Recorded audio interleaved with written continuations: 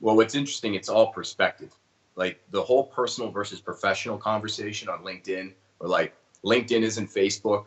I hear that argument a lot. Professional is a total perspective. I had a guy who wrote publicly on my one of my posts saying, "Get a therapist, not LinkedIn." I was like, "All right, well, this will be fun." And we opened a dialogue about it. Asking, "Well, what's your perspective of professionalism?" He sold copiers for a living. So his idea of what professionalism looks like is completely different.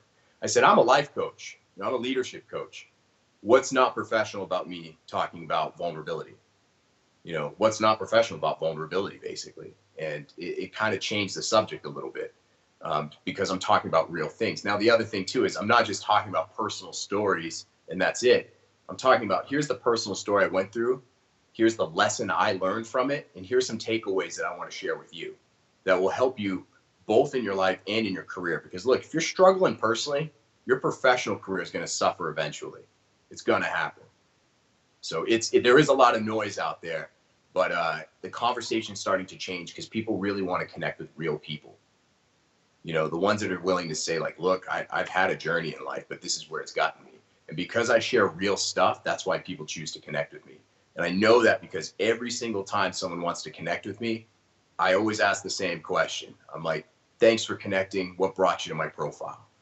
I get a 95% response rate on that question.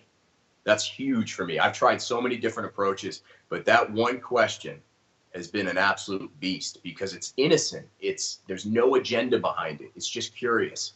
I already know that they're connecting with me because there's some sort of resonance, but that question now narrows it down even more to specifically what it was.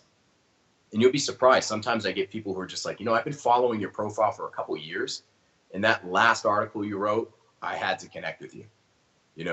That was it, or it was time to reach out. So, and it's even funnier too, because you never know who's really following you and who likes your stuff. Just because someone doesn't click the like button doesn't mean it wasn't resonating. Because I'll see that sometimes. I'm like, man, I got 100,000 plus views on this one post, but I only got like 1,000 likes, And it wasn't until somebody wrote to me and said, hey, I love that article you wrote about leadership the other day, but I didn't like it because I didn't want my boss to see that I liked it. And I was like, oh, because I didn't want them to think I was, referring to them. That's why I liked it. Like, oh, you're talking about my boss. So it was amazing how people's insecurities and fear of judgment or perception would come up, even with the simple thing of just liking something. So it's really interesting what's going on out there. And that's why I just tell people, I'm like, just be active, be consistent, be intentional, build a community, find your tribe.